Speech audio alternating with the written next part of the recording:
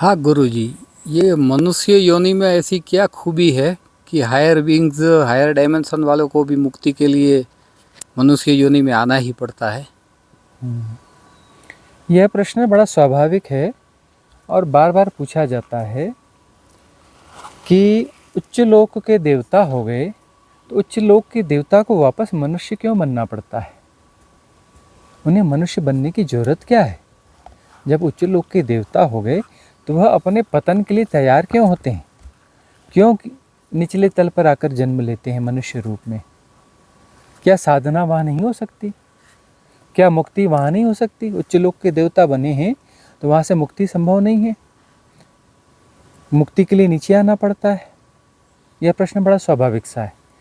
मुक्ति का अर्थ है शिवत्व को उपलब्ध होना, मतलब शिव हो जाना, मतलब असीम अनंत निर्गुण निराकार हो जाना। उच्च लोक के देवता देवता हैं। देवता है का अर्थ है कि वह शिव नहीं है। देवता है का अर्थ है वह शिव नहीं है, उच्च लोक के देवता हैं। तो देवता का कोई रंग रूप होगा, आकार होगा, नाम होगा, नाम रूप होगा, है ना? कहीं ना कहीं वो रहते होंगे, कुछ उनकी शक्तियाँ होंगी, कुछ उनकी सिद्धियाँ होंगी, मतलब ससीमता होगी, असीमता नहीं होगी। कितनी भी शक्तियाँ होंगी लेकिन परम नहीं होगी। कितना भी बड़ा रूप होगा लेकिन वह अनंत नहीं होगा। कितने भी गुण होंगे लेकिन निर्गुण नहीं होंगे, है ना? इसका तो यही अर्थ हुआ कि देवता परिपूर्ण नहीं है। तो परिपूर्ण होना है, तो परिपूर्ण होने के लिए क्या वो वहाँ से उनकी यात्रा नहीं हो सकती? उन्हें नीचे जन्म लेना पड़ता है। तो यहाँ पर कुछ चीज़ें समझनी पड़ेंगी। एक जो स्थिति होती है वो होती सामान्य, है ना? एक होती है श्रोतापन्न। श्रोतापन्न का अर्थ है कि उसको 7 जन्म और लेना पड़ेगा। 7 जन्म इस धरा पर मनुष्य के रूप में और लेना पड़ेगा, तब वह परम स्थिति को पहुँचेगा। और एक होती है सगदागामी। सगदागामी का अर्थ है कि उसका 1 जन्म और होगा, मनुष्य रूप में 1 जन्म और होगा, और उस जन्म के बाद उसकी परिपूर्ण मुक्ति होगी। मुक्ति का अर्थ है कि शिवत्व को उपलब्ध हो जाना, पूर्ण परमानंद हो जाना, है ना? कबीरदास जी कहते हैं ना, जिस मरने से जग डरे मेरो मन आनंद, कब मरी हों कब भेट हों पूर्ण परमानंद। तो कोई महामृत्यु है, कोई महामृत्यु है जिसके बाद जो है महामिलन होता है, महालय होता है, महामुक्ति होती है। उसके लिए किसी महामृत्यु की बात हो रही है ना? इसी को गुरु गोरक्षनाथ जी कह रहे हैं, मरो हे जोगी मरो, मरो मरण है मीठा, तिस मरनी मरो जिस मरनी गोरख मरी दीठा। तो जो है सगदागामी का अर्थ है कि 1 जन्म और होगा। और एक होता है अनागामी। तो अनागामी भी कोई एक लोक है। सारे उच्च लोक ऐसे नहीं है कि जिसमें नीचे जन्म होता है। तो अनागामी का भी एक लोक है कि उस लोक में जाने के बाद में नीचे नहीं आना पड़ता। हाँ, तो नीचे उसका जन्म नहीं होगा, इस धरा पर वापस उसको नीचे की योनि में नहीं आना पड़ेगा, नीचे की योनि में उसे नहीं आना पड़ेगा। तो वह अनागामी कहलाया। तो उसके पहले जो है अनागामी के नीचे के सारे जो लोक हैं उसमें नीचे जन्म लेना पड़ता है। उच्च लोक के देवताओं को भी जन्म लेना पड़ता है। क्यों जन्म लेना पड़ता है? यहाँ ऐसी क्या खासियत है? यहाँ मनुष्य को देखें, इस संसार को देखें तो कुछ खासियत तो विशेष दिखती नहीं है। यहाँ तो समस्याएं ही समस्याएं दिखती हैं, दुख ही दुख दिखते हैं, तकलीफ ही तकलीफ दिखती है, फसवल ही फसवल दिखती है, और न जाने कितने कितने चीज़ों में हम फंसे हुए हैं। एक तो सबसे बड़ी समस्या है खाओ निकालो की। खाने का जुगाड़ बनाओ, खाने का जुगाड़ बड़ा मुश्किल है। वो अनाज मिल गया, वो मिल गया, उसको पकाने का जुगाड़ बनाओ, पकाने के लिए फिर कोई जगह बनाओ, घर बनाओ, उसके लिए कोई ईंधन की व्यवस्था करो, हाँ?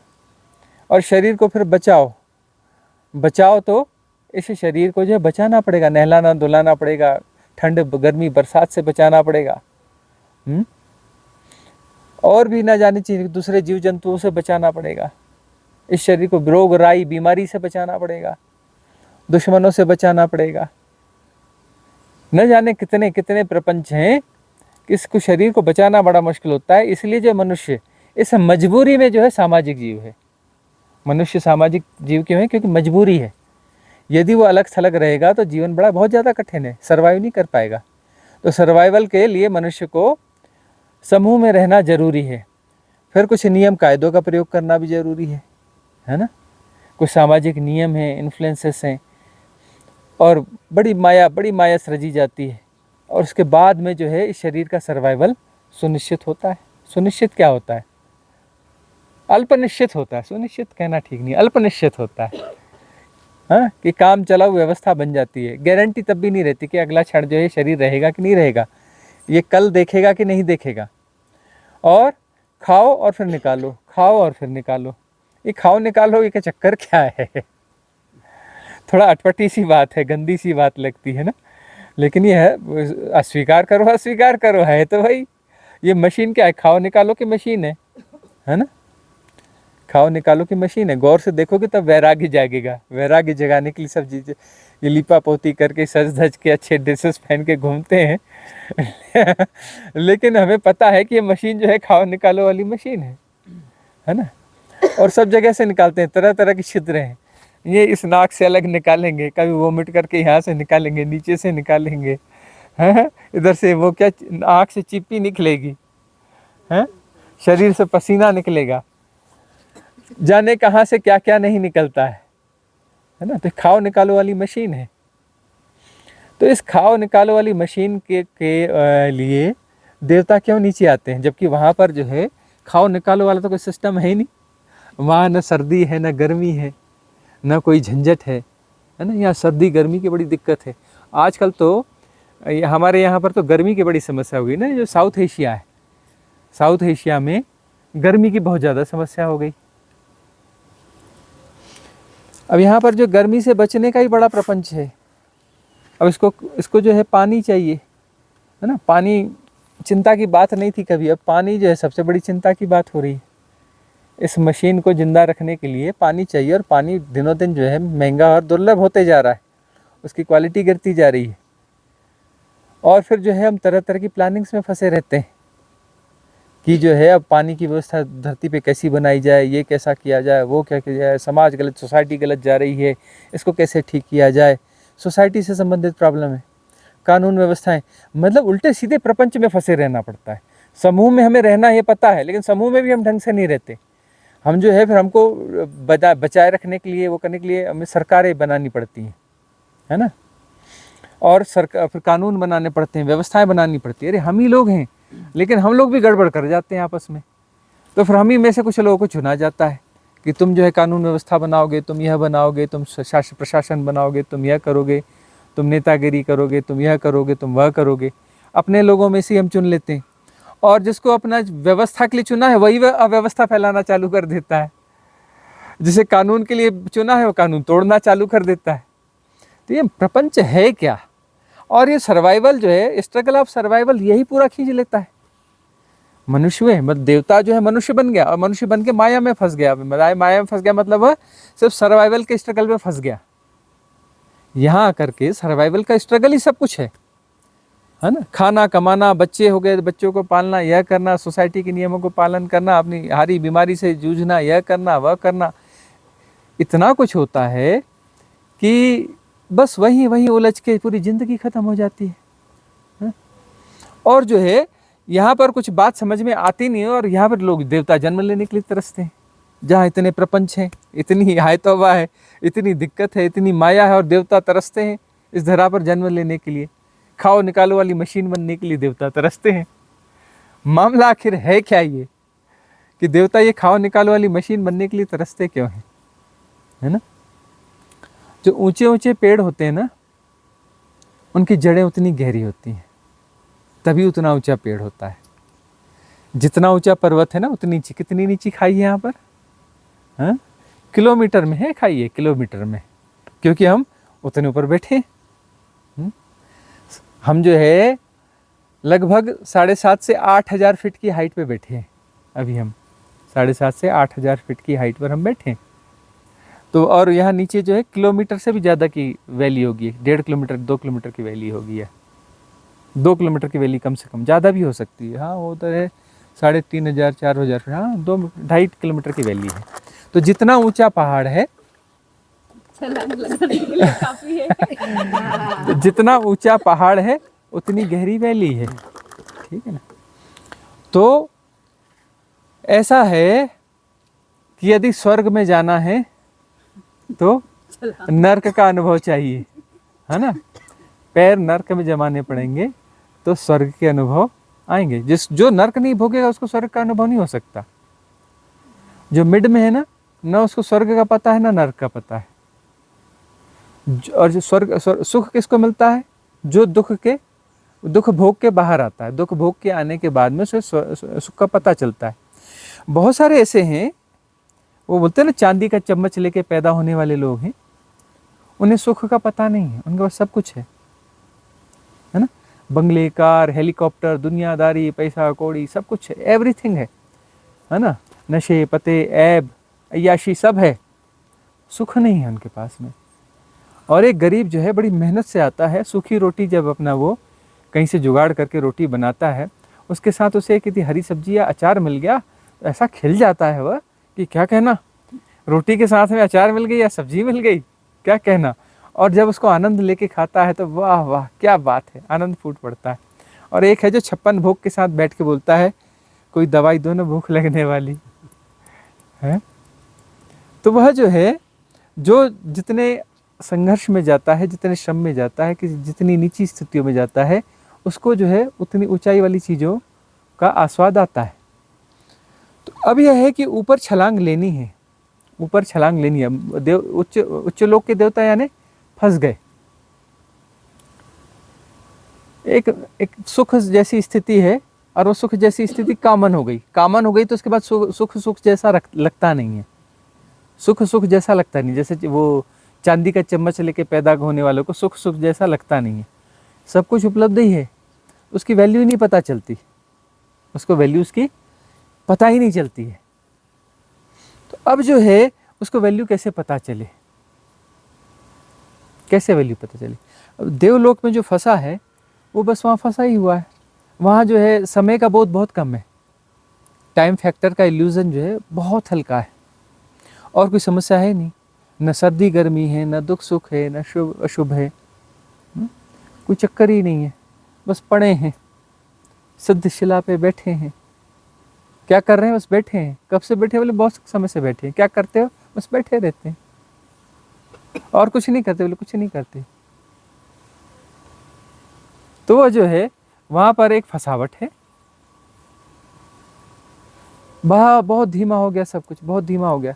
तो वहाँ कुछ जो है आगे पीछे की कोई बात ही नहीं पैदा होती कि आगे जाना कि पीछे जाना, ऊपर जाना कि नीचे जाना, कहीं कुछ बात ही नहीं पैदा होती। लेकिन धीरे धीरे एक समय के बाद में बोर्डम पैदा होती है। जैसे रईस यादव में बोर्डम पैदा होती है ना, तो क्या करते हैं, वो नशा पता करने जाते हैं। बोलते हैं अब बात नहीं बन रही, कुछ रेव पार्टी ढूंढो, कुछ नशा पता ढूंढो, है ना। तो वैसे ही जो है देवता जब सुख से ऊबने लगते हैं तब वह कहते हैं चलो अब नीचे चलो, वहाँ जा करके वहाँ साधना कीजिए, कि वहाँ साधना करके बहुत लोग मुक्त हुए हैं। वहीं पर शिव हुए हैं, वहीं पे कृष्ण हुए हैं, वहीं पे बुद्ध हुए हैं, वहीं महावीर हुए हैं। अरे भाई इतने सारे ये गड़बड़ झाले लोग हैं, लेकिन उसमें बुद्ध, महावीर, शिव और कृष्ण भी तो वहीं हैं, मीरा भी तो वहीं है, चैतन्य भी तो, महाप्रभु भी तो वहीं है, ओशो भी तो वहीं है, जय कृष्णमूर्ति भी तो वहीं है ना। तो अब ये सब यहाँ पर हैं, तो मतलब संभावना है। तो चलो, पहले रह आए हैं जहाँ पर, वहाँ वापस चलो, शायद वहाँ कुछ बात बन जाए। अनुभव तो है, बार बार गए हैं, बार बार वहीं से तो आए हैं। तो छलांग हमारी छोटी हो गई थी, छलांग बड़ी होनी चाहिए। छलांग हमारी छोटी हो गई थी, छलांग थोड़ी बड़ी चाहिए। ऐसी छलांग चाहिए जिसके बाद हम पूरी तरह से डाइल्यूट हो जाएं, नो मोर हो जाएं, सेपरेशन पूरी तरह से डिज़ॉल्व हो जाए।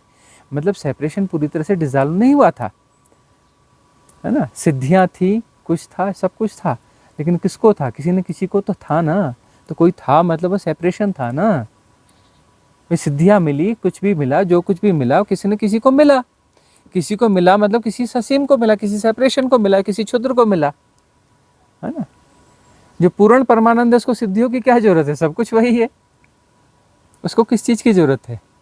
या सृष्टि भी वही, परासृष्टि भी वही है, उसको तो किसी चीज़ की जरूरत है नहीं, किसी कोई आवश्यकता तो है नहीं उसे।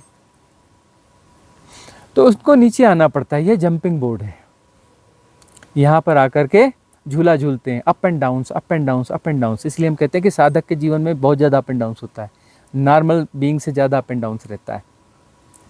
साधक का पतन ज़्यादा होता है, क्योंकि थोड़ी पहाड़ी चढ़ाई गिरेगा तो ज़्यादा तेज़ी से गिरेगा ना, और जो प्लेन सड़क पे चढ़ रहा है वो गिरेगा तो प्लेन सड़क पे वहीं का वहीं गिरेगा ना, जो पहाड़ी चढ़ रहा है तो थोड़ा तेज़ी से गिरेगा ना। तो अप एंड डाउन्स जो है साधक के जीवन में ज़्यादा होते हैं। फिर फिसल जाता है, फिर उठ के खड़ा हो जाता है, फिर चलता है, फिर फिसलता है, फिर चलता है, फिर चढ़ता है, फिर गिरता है, फिर चढ़ता है, फिर गिरता है। इस चढ़ने उतरने में वो सीखता है। जैसे जंपिंग बोर्ड की भी हम बात करते हैं, जंपिंग बोर्ड का हमें इसलिए अच्छा उदाहरण लगता है कि जंपिंग बोर्ड में ओलंपिक में नहीं होता, वो तैराकी वाले जंपिंग करते हैं, बार बार जो ऐसे ऊपर नीचे ऊपर नीचे ऊपर नीचे, up and down up and down up and down, जितना नीचे जाता है वो बोर्ड उतना ऊपर लेके जाता है, और अंत में जब पूरा जोर लगाकर उसको नीचे ले जाता है, जब जोर लगा के नीचे जाता है तब उसका जो है जंप बहुत बड़ा होता है, और तब जिसने जितना जोर लगा लिया उसका जंप उतना बड़ा होगा और गोल्ड मेडल उसके नाम हो जाता है। जिसने जितना नीचे झुका लिया है जंपिंग बोर्ड को, जितने पतन में गया, उस पतन के सारे अनुभव ले लिए। इसलिए कहते हैं ना कि वो जो है अंगुलीमाल, वाल्मीकि, ये जो है बड़े झटके से ट्रांसफॉर्म हो जाते हैं। इनका ट्रांसफॉर्मेशन बड़ा तगड़ा होता है, और इनका ट्रांसफॉर्मेशन ऐसा होता है कि उच्च लोग के देवता नहीं बनते, ये सीधे मुक्त, सीधे अरहत हो जाते हैं, बुद्ध हो जाते हैं। अब ये जो है, जो भी आड़े टेढ़े लोग हैं कभी चेंज होते हैं तो गजब का चेंज होते हैं, दांव पूरा लगाते हैं, कि उन्होंने पूरा नर्क देखा हुआ है ना। नर्क देख के जब वो आते हैं, उधर से उभरते हैं, बोलते हैं कि बस देख तो लिया है क्या, अंततः तो वही काला पीला, कोई छुपा के कर रहा है, कोई बगैर छुपाए कर रहा है, कोई जो है वासनाओं में अपना प्रकट रूप से जाहिर कर रहा है, कोई वासनाओं को अंदर दबाए हुए। अंदर तो सब वही है, कोई बाहर प्रदर्शित कर पा रहा है, कोई दबा ले रहा है, कोई दमन कर रहा है तो भरा वही का वही, कूड़ा कचरा तो वही का वही है ना। और उससे कुछ सार मिलने वाला नहीं है, यहाँ तो पाकर भी कुछ नहीं पाया जाता, खोकर भी कुछ नहीं खोया जाता। वो दांव लगाते हैं ना, जो आड़े टेढ़े लोग हैं ना, वो दांव लगाते हैं, भयंकर दांव लगाते हैं, उल्टे सीधे काम करने के लिए बहुत दांव लगाना पड़ता है। तो दांव लगाने की उनकी आदत रहती है, तो कभी वो साधना में जाते हैं तो वहाँ भी पूरा दांव लगा देते, बोले क्या होगा, जो होगा सो देखा जाएगा। पहले भी दांव लगाते थे, मरेंगे तो मर जाएंगे, तो यहाँ पे बोलते मरेंगे तो मर जाएंगे। इसलिए तो अपना गुरु गोरक्षनाथ जी ने कहा, भाई अच्छे लोगो तुम भी सीख लो कुछ, मरो है जोगी मरो, मरो मरण है मीठा, तिस मरनी मरो जिस मरनी गोरख मरी दीठा। मरने का दांव तो लगाना पड़ेगा। आधे अधूरे दांव से बात नहीं बनने वाली है, दांव पूरा लगाना पड़ेगा। दांव जो है पूरा लगाना पड़ेगा, आधे अधूरे दांव से बात नहीं बनती। आधे अधूरे दांव से क्या बन जाते हो, उच्च लोक के देवता बन जाते हो। हम बार बार कहते हैं तुम वहीं से तो आए हो, उच्च लोक के देवता से। कई लोगों को भरोसा नहीं होता, बोले हम और उच्च लोक के देवता, हम तो पिछले जन्म में नॉर्मल ऑर्डिनरी मनुष्य रहे होंगे, फिर से मनुष्य बन गए। और हम कहते हैं कि हमारे पास ऑर्डिनरी मनुष्य जो है आ नहीं सकता, आएगा तो टिक नहीं सकता।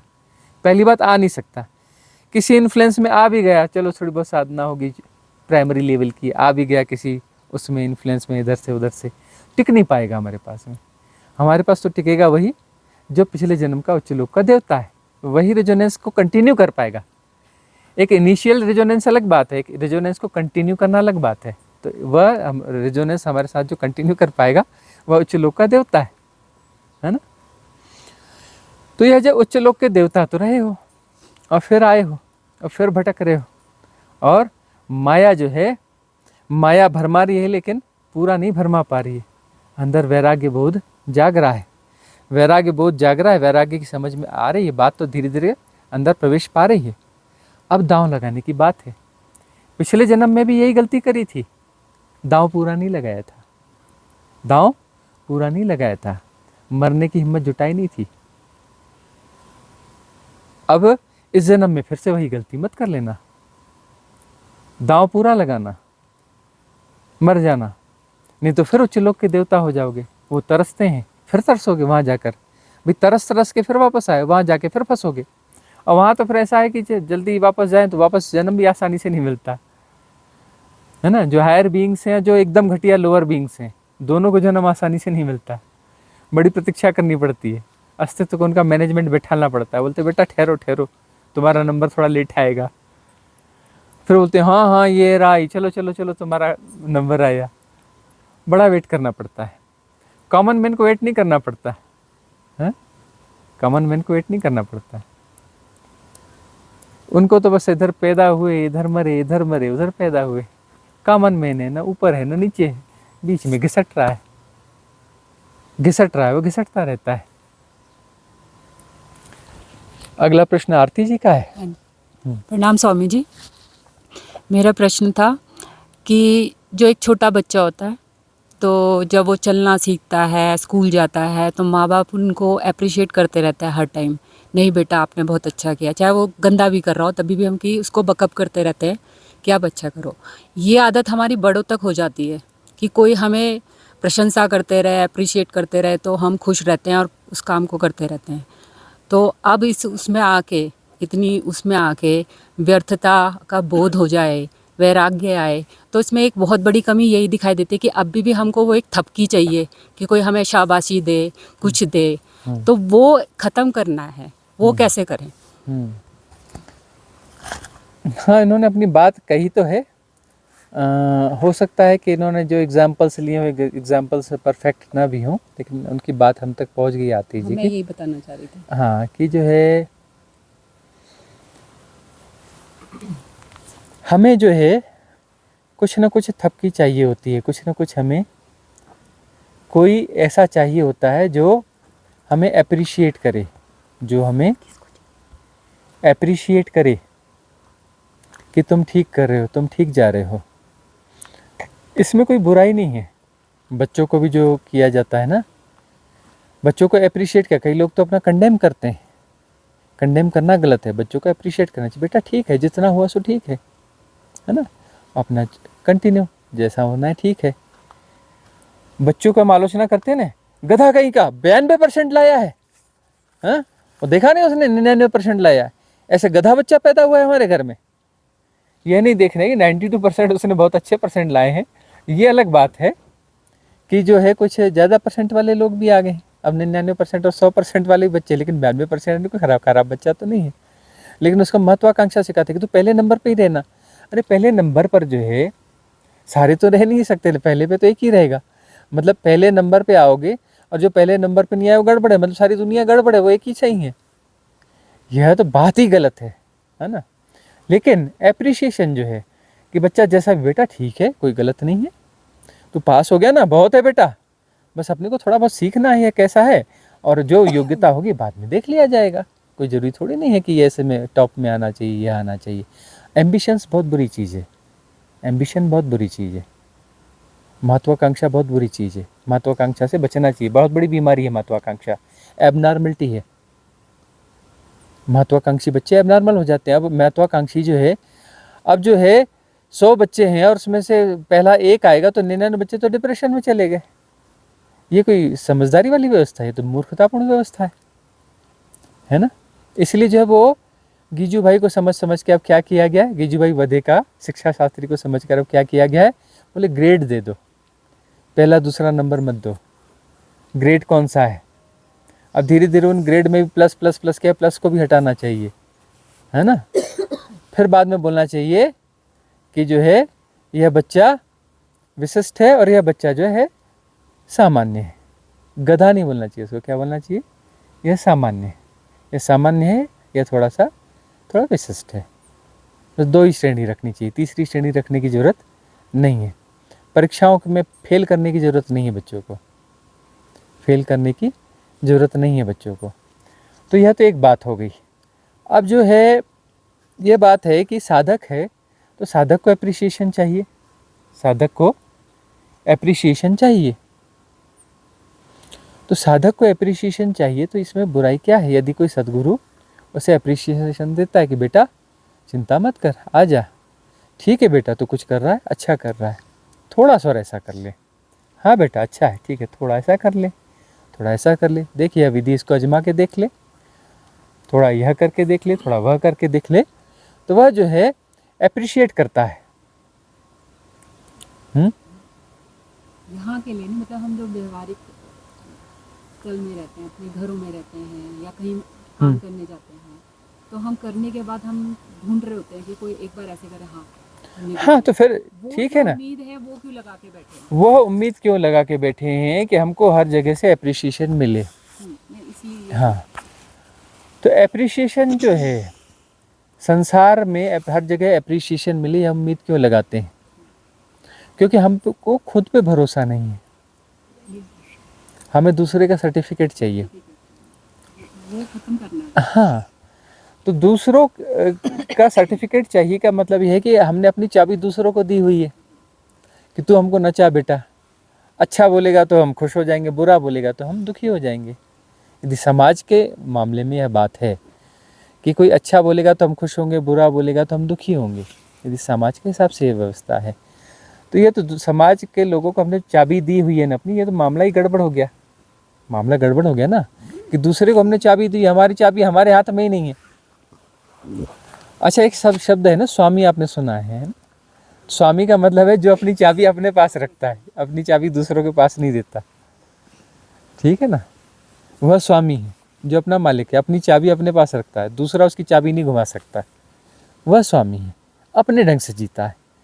दूसरे अच्छा बोलते हैं, बुरा बोलते हैं, भाई वो तो अपनी समझ से बोलते हैं, उनका वो जाने, क्या लेना देना, और दूसरों के चक्कर में नहीं पड़ता है। तो ऐसा होता है, लेकिन साधक की दृष्टि से बात करें, हम साधनात्मक बातें करें, तो अपनी चाबी अपने हाथ में रखना चाहिए। तो यही है, आपका पूछना है कि इससे बाहर कैसे निकले, तो इससे बाहर निकलना है तो साधना में आना पड़ेगा। साधना में आने पर समझ पैदा होती है कि दूसरों के हाथ में चाबी नहीं देनी है। दूसरा गलत बोल रहा है तो आप वो उसका ओपिनियन है, वह उसके हिसाब से वो गलत है, उसकी सापेक्षता में गलत है, उसकी धारणाओं के हिसाब से गलत है। वही चीज़ दूसरे आदमी को अच्छी लगती है, वही हमारे वही व्यक्तित्व है, किसी को अच्छा लगता है, किसी को बुरा लगता है। तो जिसी को अच्छा लगता है वो उसका ओपिनियन है ना। और जो है इस बात के फ़ायदे भी उठाए जाते हैं कि अपना जो है थोड़ा सा प्रशंसा करके अपने काम भी निकाल लो। अफसरों से कर लो काम निकाल लेते हैं, अफसरों की प्रशंसा करते हैं, बेकार फिजूल की प्रशंसा लल्लो चप्पो करते हैं तो अफसर उनकी सुन लेता है ना। तो इस प्रकार की चीज़ें चलती है, लेकिन साधक को जो है अपनी चाबी अपने हाथ में रखना चाहिए। व्यवहारिक सत्य तो अपनी जगह काम करते रहेंगे, मौका पड़ने पर उसको सब कुछ करना भी पड़ता है, ठीक है ना। कृष्ण की लीला देखोगे तो उसमें तो सब कुछ है, लेकिन पारमार्थिक सत्य में हमें साधक के रूप में ये समझना चाहिए कि अपनी चाबी अपने पास रखना है। कोई अच्छा बोल रहा है तो वह अपने बारे में बता रहा है, कोई बुरा बोल रहा है तो अपने बारे में बता रहा है, और दूसरे के बारे में नहीं बता रहा है, वो खुद के बारे में बता रहा है, ठीक है ना। अगला प्रश्न आपका है। प्रणाम स्वामी जी। दुख का अनुभव जब होता है, जैसे खोने का भय, अगर वो नींव बनता है साधना करने का, तो क्या सही है या नहीं होना चाहिए ऐसा? दुख का खोने का भय, वस्तुतः प्रश्न आपका खोने के भय का है। हाँ। जो खोने का भय है, खोने का भय जो है यह हमें परिग्रह की ओर ले जाता है। हम अपने परिग्रह करते हैं और परिग्रह को संभाल के रखने के लिए जूझते रहते हैं। खोने का भय, एक तो परिग्रह है तभी तो खोने का भय है। कुछ परिग्रह है, कुछ जोड़ा हुआ है, कुछ जोड़ा हुआ है तो उसको खोने का भय भी होगा, है ना। तो इसलिए जो है पहले के समय में अपरिग्रह कहा गया कि परिग्रह मत करो, कि परिग्रह करोगे तो उस उलझे रहोगे, डर लगा रहेगा, अरे कोई चोरी ना हो जाए, अरे गायब ना हो जाए, अरे खो ना जाए, मेरा ये नुकसान ना हो जाए। जो संबंध अच्छे हैं वह संबंध वाला ब्लैकमेल करेगा। अरे इसमें आओ ना, रिट्रीट में जो सर्वेंट्स हम रखते हैं वो सर्वेंट्स जो है हमें धमकी देते हैं ना, काम छोड़ देंगे जी हम। उनके खोने का भय हो जाता है कि हम उन पर डिपेंडेंट हो जाते हैं, हम परिग्रह के डिपेंडेंट हो जाते हैं, कंफर्ट जोन के डिपेंड हो जाते हैं, अपने सर्वेंट्स के डिपेंड हो जाते हैं। तो फिर जो हमें डर लगता है कि अरे वो छोड़ ना दे, अरे ऐसा ना कर दे, अरे वैसा ना कर दे। यदि हम सेल्फ डिपेंड हो, परिग्रह हो भी, जैसे परिग्रह तो जैसे जनक के पास भी परिग्रह था ना। जनक ज्ञान को उपलब्ध हुए, ज्ञान के पहले वह राजा थे, ज्ञान के बाद में भी राजा ही थे। ज्ञान के पहले महल में रहते थे, ज्ञान के बाद में महल में ही रहते थे। ज्ञान के पहले उनकी दिनचर्या वैसी थी, ज्ञान के बाद में दिनचर्या वैसी थी। भीतर से मामला पलटा, बाहर से नहीं। बदलाव कहाँ हुआ? अंतरतम में हुआ। बदलाव अंतरतम में हुआ, और वह अंतरतम का बदलाव, अंतरतम की मेधा, प्रज्ञा, विवेक, विजडम, वह जागनी चाहिए, अंतर की विजडम जागनी चाहिए। वह जाग गई तो बाहर वे व्यवहारिक सत्य हैं। कृष्ण तो सारे व्यवहारिक सत्य निभाते रहे, नहीं निभाते रहे। कृष्ण सारे व्यवहारिक सत्य निभाते रहे, राजा बने रहे, युद्ध करते रहे। हाँ, भगवान युद्ध करते रहे, प्रपंच करते रहे, नौटंकी करते रहे, लीलाएं करते रहे, रास रचाते रहे, सब करते रहे, क्योंकि अंदर से मामला साफ था, अंदर से मामला क्लियर हो गया था। उन्होंने तो बड़ी शानदार देशना दी ना। आज के युग के हिसाब से कृष्ण की देशना जबरदस्त देशना है कि भाई इस युग में तो चलना ऐसा ही पड़ेगा। अंदर से क्लीन रहो, अंदर से सब जानते रहो, अंदर से सब सुस्पष्ट रहे, और बाहर जो है अपना जो भी है नौटंकी चलने दो, बाहर के अभिनय चलने दो। तो उससे क्या होगा कि भीतर भय समाप्त हो जाएगा। अब यदि भीतर की पकड़ है, भीतर से पकड़ है, तो भय बहुत रहेगा, बहुत सारा भय है।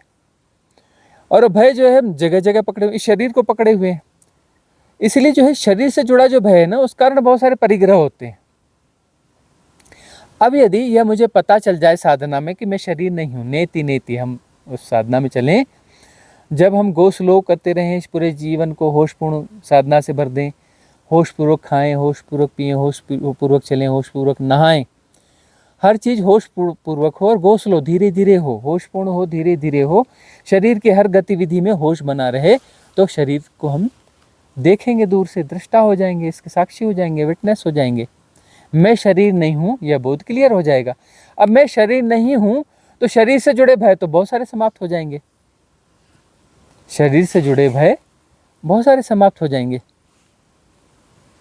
पाणिनि की कथा है ना, व्याकरणाचार्य पाणिनि, सबसे बड़े व्याकरणाचार्य वही हुए ना, पाणिनि, जिन्होंने ये सब जो है ये संस्कृत का सारा वो व्याकरण वगैरह दिया, ये सारी वर्णमाला और ये सब दी। हाँ, तो जो है उनके समझाने के ढंग बड़े अलग थे। और कहते हैं कि एक बार जो है एक टाइगर ने उनके ऊपर हमला कर दिया। वो पढ़ा रहे थे तो पढ़ाते पढ़ाते उनका एक अंग पकड़ लिया और चबाने लगा तो हड्डियों की कट कट की आवाज़ आने लगी। तो बच्चों को पढ़ा रहे थे, देखो बेटा यह आवाज़ ऐसी ऐसी है, इसमें क्या यह हलंत लगेगा, यह फलाना लगेगा, इसका स्वर है, यह व्यंजन है, इसका यह है, इसका वह है। वो पढ़ा रहे थे। शेर उनको चबा रहा था और उसकी आवाज़ों को वह डिफाइन कर रहे थे कि आवाज़ों में क्या स्वर है, क्या व्यंजन है, कौन सी ध्वनि है, किस ध्वनि का क्या कैसा है, और शेर उन्हें चबा रहा था। तो जब तक अपना वह प्राण नहीं छूटे तब तक वो पढ़ाते रहे और सहजता से पढ़ाते रहे। पाणिनि के जीवन की घटना है ना। तो ऐसा है कि जब मैं शरीर नहीं हूँ, तो फिर जो है भय बहुत सारा भय जो है ना शरीर से जुड़ा हुआ है, ठीक है ना। बहुत सारे भय मन के हैं, है ना। स्वादिष्ठान चक्र है, यहाँ पर बहुत सारे भय छुपे रहते हैं। तो स्वादिष्ठान चक्र की क्लिनजिंग करोगे तो भय से बाहर हो जाओगे। मैं शरीर नहीं हूँ, है ना। स्वादिष्ठान चक्र क्लियर हो गया तो क्या पता चलेगा, मैं शरीर नहीं हूँ। मैं शरीर नहीं हूँ तो फिर बहुत सारे भय खत्म हो जाएंगे। मैं मन नहीं हूँ, जब मैं मन नहीं हूँ तो मन की जो धारणाएं हैं, बहुत सारी धारणाएं, हमारी धारणाओं को चोट लगती है तो हमें चोट लग जाती है, क्योंकि हम मन है। हमारी धारणाओं को चोट लगी और हमें चोट लगी का मतलब क्या, हम मन है। हम मन के पार नहीं है, हम मन का होना हमारा होना है। तो जो है जब धारणाओं पर कोई चोट मारे और हमें जो है चोट न पड़े, तो धारणा तो हमारी है ही नहीं ना। हम धारणाओं को नौटंकी की तरह यूज़ करते हैं, उपयोगिता की तरह यूज़ करते हैं, यूटिलिटी की तरह यूज़ करते हैं, है ना। लेकिन धारणा हमारी कोई है नहीं, निर्ग्रंथ है, कोई ग्रंथि नहीं है। तो चोट पड़ेगी नहीं तो फिर जो है भय होगा नहीं। भय होता है कि मुझे कोई बिगाड़ ना दे, मुझे और मैं मतलब मैं यह शरीर हूँ, मुझे कोई बिगाड़ ना दे। अब मैं शरीर नहीं हूँ तो शरीर कोई बिगाड़ेगा तो मुझे कैसे बिगाड़ेगा, तो शरीर को बिगाड़ रहा है, ये तो बिगड़ने ही वाला है।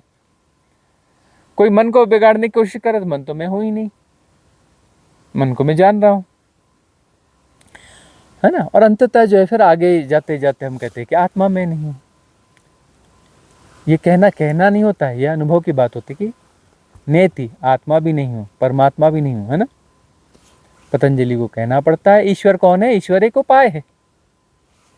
पतंजलि क्या कहते हैं, ईश्वर कौन है, ईश्वर एक उपाय है, साधना का एक अवलंब है। अवलंब क्रिएट करना पड़ता है, किसी न किसी अवलंब से तो साधना करोगे ना। तो ईश्वर नाम का एक अवलंब है, एक उपाय है। और जो सत्य है उसका तो नाम ही नहीं है, वो तो नाम रूप के पार है। हाँ, ये हमारी छोटी सी खोपड़ी, छोटी सी भाषा क्या उसको डिफाइन कर पाएगी, क्या उसको नाम दे पाएगी, क्या उसके बारे में बता पाएगी। हमारी अभिव्यक्ति की क्षमता कितनी जो उस परम सत्य को प्रकट कर सके, उसके बारे में कुछ बता सके। छोटे मोटे तोतलाते इशारे हैं, गूंगों का गुड़ है। हाँ? कोशिश करते हैं बताने की और बता नहीं पाते, उसको परिभाषा देने की कोशिश करते हैं, परिभाषा में कभी आया ही नहीं। अनंत असीम निर्गुण निराकार कहाँ किस परिभाषा में आया है, कौन से ग्रंथ में समाया है ना, समा ही नहीं सकता। और परमात्मा का तो छुआ नहीं जा सकता, परमात्मा हुआ जा सकता है, कहना पड़ता है परमात्मा, और परमात्मा एक हाइपोथेसिस है। इशारों में कुछ बात कही जाती है, अंततः परमात्मा भी एक हाइपोथेसिस है। भाई जो होगा वही जानेगा ना, और जो नहीं हुआ उसके लिए तो हाइपोथेसिस है। तो परमात्मा एक शब्द मात्र है।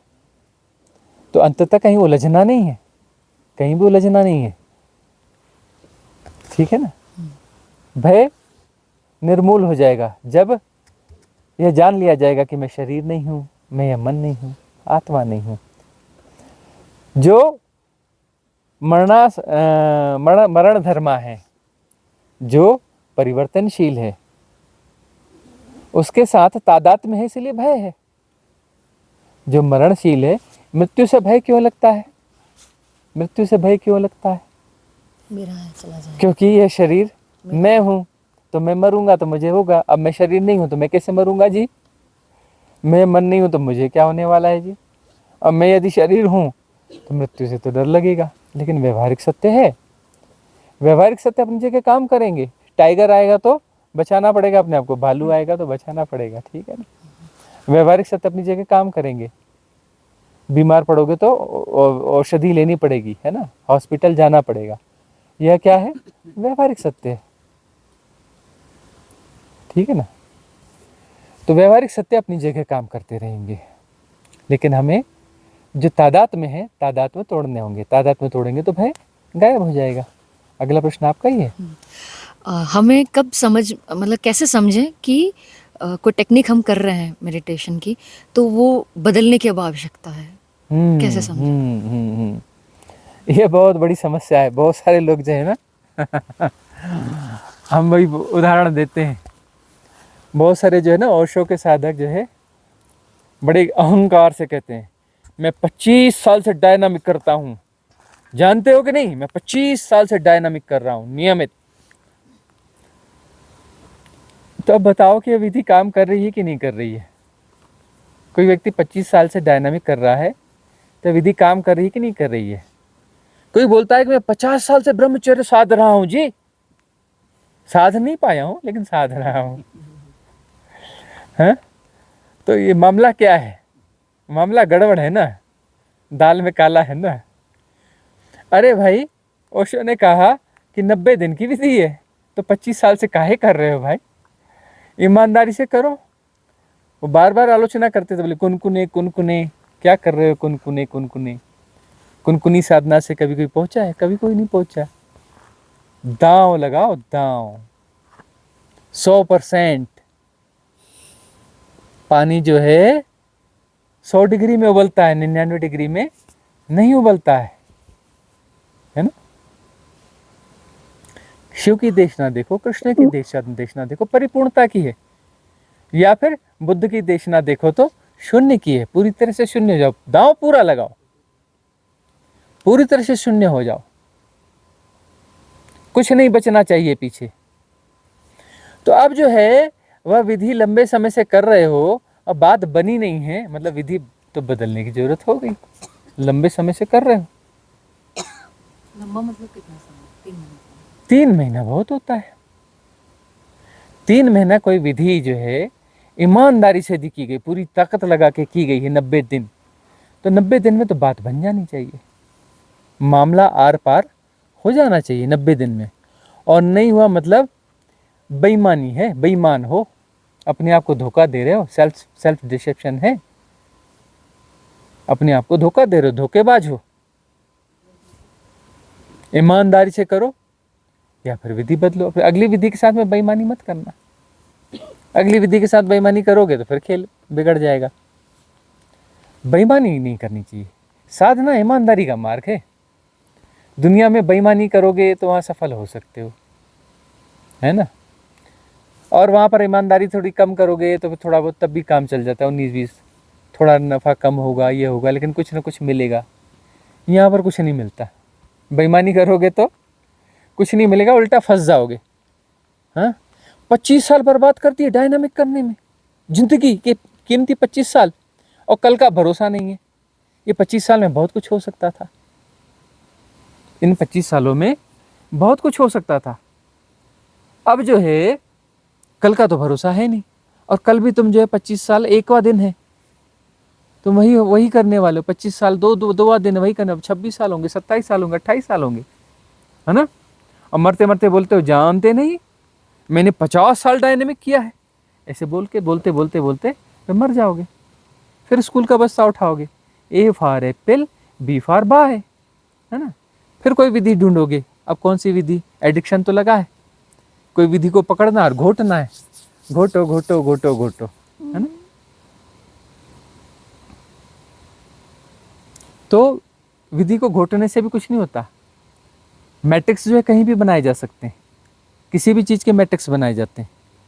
अरे उपनिषदों के मैट्रिक्स बना दिए गए हैं, वेदों के उपनिषदों के मैट्रिक्स बना दिए गए। लोग पढ़ रहे हैं, जिंदगी भर से पढ़ रहे हैं जी।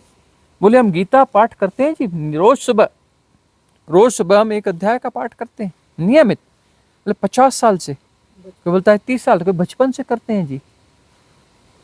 काहे करते हो पाठ भाई? गीता का पाठ तो एक बार बहुत है, दूसरी बार करने की जरूरत क्या है?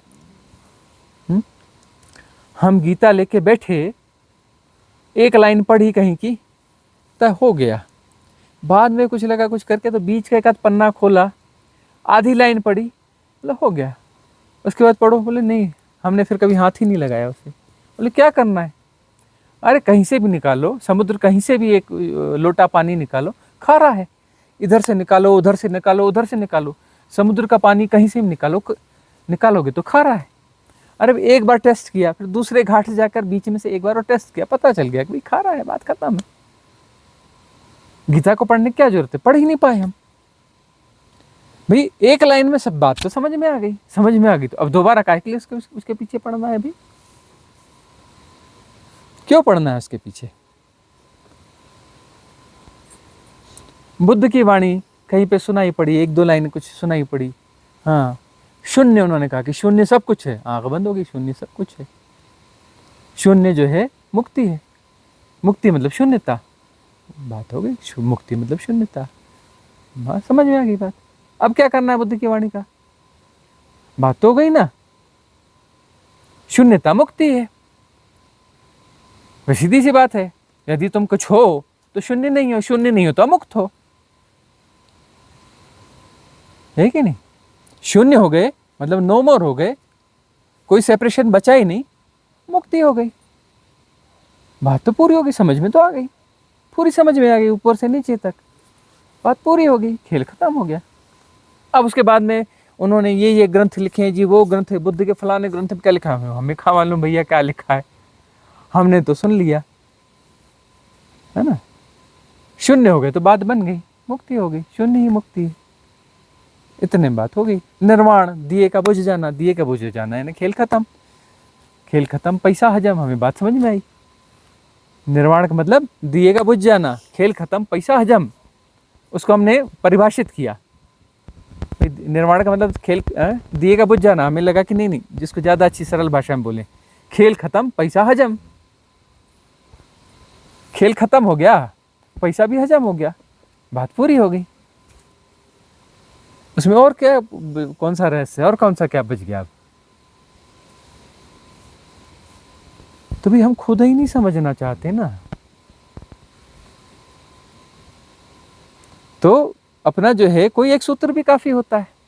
अष्टावक्र ने एक सूत्र का जनक को बात घट गई। उसके बाद में वो उसकी टेस्टिंग करते रहे कि बच्चा तो चूतिया तो नहीं बना रहा है, तो संवाद चलता रहा, है ना। लेकिन वो बात तो पहले श्लोक में ही बात पूरी हो गई थी ना, बात तो एक ही श्लोक में पूरी हो गई थी, उसी समय उपलब्धि तो हो गई थी। लेकिन बाद में उस टेस्टिंग वेस्टिंग चलती रही, खेल खेला चलते रहे, फिर खेल चलता रहा, बात तो पूरी हो गई। तो बात तो कभी भी पूरी हो सकती है, थोड़े में ही पूरी हो सकती है, तो बात तो कुछ ज़्यादा कुछ है ही नहीं, जरा सी तो बात है, जरा सी तो बात है। ये मुहावरा भी काफी हो सकता है, खेल खत्म पैसा हजम है ना, खेल खत्म और पैसा हजम। इसको अनफोल्ड कर लो तो इसमें भी बात बन जाएगी, किस परिप्रेक्ष्य में कहा जा रहा है ना। शून्य कहने को तो बात यह भी हो गई, जिस मरने से जग डरे मेरो मन आनंद, कब मरी हो कब भेटी हो पूर्ण परमानंद, बात तो पूरी हो गई। मरो हे जोगी मरो, मरो मरण है मीठा, तिस मरणी मरो जिस मरणी गोरख मरी दीठा, बात तो पूरी हो गई। बचा क्या वहां पे, कौन सा गुणा भाग बचा, सारे गुणा भाग तो मिट गए, शून्य गुणा भाग खत्म, शून्य का मतलब गुणा भाग खत्म, गुणा भाग खत्म है मुक्ति, उसी को तो मुक्ति कहते हैं। निर्वाण यानी कुछ नहीं बचा, कुछ नहीं बचा मतलब कोई गुणा भाग नहीं बचा, कुछ नहीं बचेगा क्या मतलब, गुणा भाग गायब, गुणा भाग गायब है निर्वाण। सारे खेल जो है किसके हैं, गुणा भाग के हैं ना। अब गुणा भाग खत्म हो गया, खेल खत्म, पैसा हजम, तो पैसा भी खत्म हो गया, हजम हो गया। पैसा गुणा भाग ही तो था ना, खेल और पैसा दोनों गुणा भाग थे, गुणा भाग खत्म हो गए। निर्वाण यानी खेल खत्म पैसा हजम, अलग से कोई सेपरेशन बचा नहीं। सेपरेशन समस्या है, सेपरेशन हमारा क्रिएशन है, सेपरेशन क्रिएशन कभी किया था नहीं है, क्रिएशन हम कंटिन्यू कर रहे हैं। बहुत सारे पैटर्न्स हैं, लेकिन पैटर्न्स को हम लगातार प्रोसेस में सारे हम फीड कर रहे हैं सारे पैटर्न्स को। अभी फीड करना बंद कर दो, अभी खेल खत्म हो जाएगा, पैसा हजम हो जाएगा। फीडिंग तुम कर रहे हो, सबकी फीडिंग एक साथ कर रहे हो, कितना भी पुराना पैटर्न हो तुम्हारी फीडिंग कंटिन्यू है ना भाई। कोई पैटर्न जो है बहुत पुराना है तो इसकी फीडिंग रोकने में हमें 10 साल लग जाएंगे, 20 साल लग जाएंगे, ऐसा होता है क्या। अरे नल की टोटी बंद करो तो वहीं से पानी वहीं खत्म हो जाता है ना, पानी गिरना वहीं बंद हो जाता है। टोटी बंद करो तो वहां सप्लाई बंद हो जाती है कि नहीं हो जाती है। तो टोटी बंद कर दी तो सप्लाई बंद होगी ना, खेल खत्म हो गया ना। नहीं जी, अब इस पर रिसर्च करेंगे, टोटी कैसी है, किस कंपनी ने बनाई, कैसी बनाई, क्या हुआ, इसका साइंस क्या है, कौन से सिद्धांत में ये काम करता है, कौन से सिद्धांत से पानी आता है, कौन से सिद्धांत से टोटी से बंद होने के पानी का फ्लो बंद हो जाएगा।